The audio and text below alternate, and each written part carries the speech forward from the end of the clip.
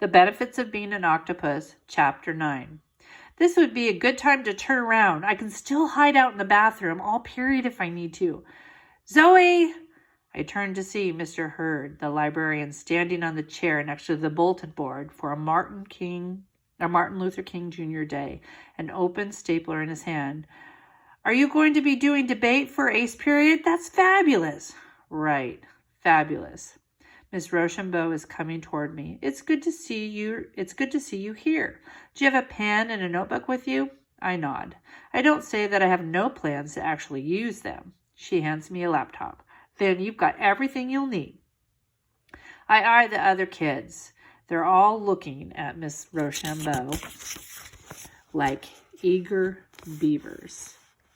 I mean, there's no way I could ever be like them. Okay, everyone, find a seat, Miss Rochambeau says. Let's get started. And, Mr. Hubbard, get off the table. I slip into a chair at the table farthest away, but Miss Rochambeau is having none of it. Zoe, come sit up here. She motions to a chair next to a girl who must have gone to the other elementary school and who I think is in my English class. All the kids go blurry when I make the switch from one chair to the other, but once I sit down, they start to come back into focus.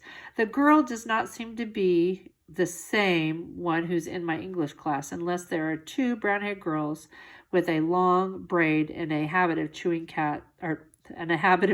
cats all over their notebooks. But more importantly, the other person at the table is Matt Hubbard. Octopuses are supposed to smell like geraniums when they get stressed, and I'm pretty sure this whole library now smells like a bunch of geraniums exploded. Mrs. Rochambeau has dragged a rolling whiteboard over and carries a dry erase marker over her head.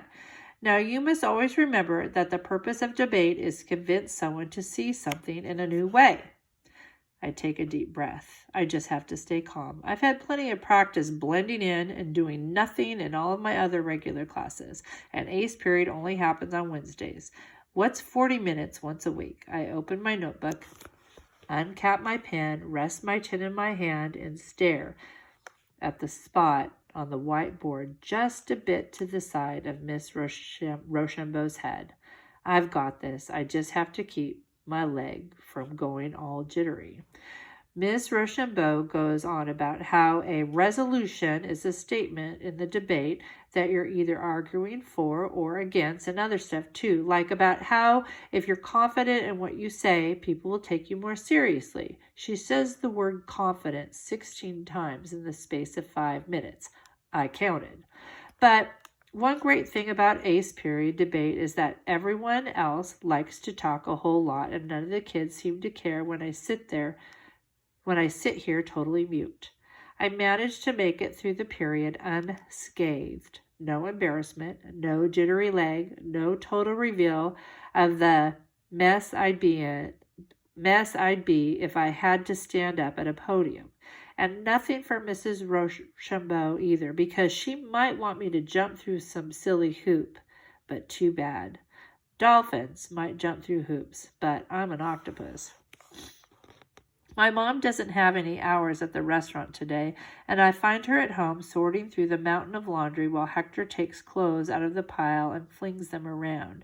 Frank is watching one of his news programs and flossing his teeth.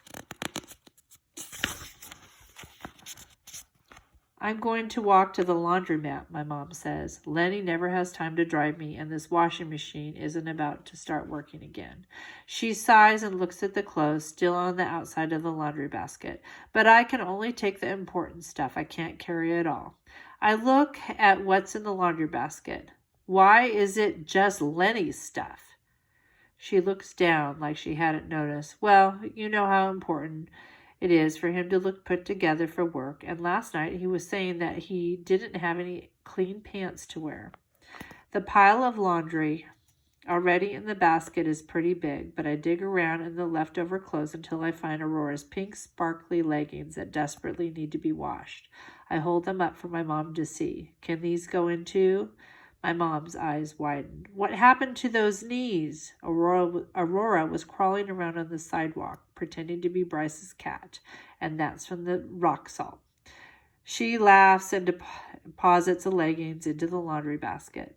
So, does she make a good cat? Or she does make a good cat, doesn't she? I nod. Her meow is so good, I keep thinking there's an actual cat around. Maybe Bryce will stop asking for a real one, my mom jokes, because that sure isn't happening.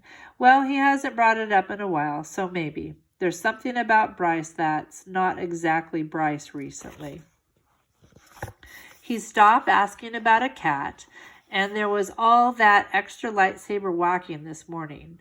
I eye the rest of the laundry. I want to add some of my clothes, but then I see Bryce's favorite Star Wars shirt and he spilled ketchup down the front of, and I grab that instead. I hand it to Mom. Maybe getting his favorite shirt back will help him. This too? She eyes the plastic laundry basket that's now full to bursting, and has a crack on the side, and I think she's about to say no, but she actually nods. And then, in a move that's remarkably similar to old, competent Mom, she retrieves some duct tape from a drawer and sits down next to the basket, ready to do some reconstructive surgery. You must have some of your clothes that you want washed too, she says as she secures the tape around the plastic supports. You should add a few things of your own. Really? She finishes her taping job and hefts the basket up to her hip. Yeah, I think I can carry a bit more weight. I look at her for a moment to see if she's kidding, but she doesn't seem to be, so I fish out a few shirts and a pair of jeans and toss them into the basket. Just like any good octopus, when there's an opening, I know to slip through it. She looks at the clock on her phone. It'll take me 40 minutes to walk there, and then by the time I've gotten it all washed, I might as well wait for Lenny to get done with his shift and give me a ride home. It's right on his way, so he won't mind because he doesn't use extra gas, right? She glances at the kitchen. Can you cover dinner? I know these last few days of the month are tight, and Hector's been pretty fussy today. I think he's teething. I watch as Hector chews on one of Aurora's shirts and then shrieks. I can tell where this is going. He's turning into one more screaming monkey. I'll figure something out, I say. My mom puts on her jacket and hoists the laundry basket onto her hip. Hey, Mom? She looks at me with her hand on the doorknob. What? I picture Matt standing up at the podium making that joke. Do you ever feel confident? Confident? She shakes her head as she pulls the door open. The only confident I am is the confident that life's never going to get any easier than this.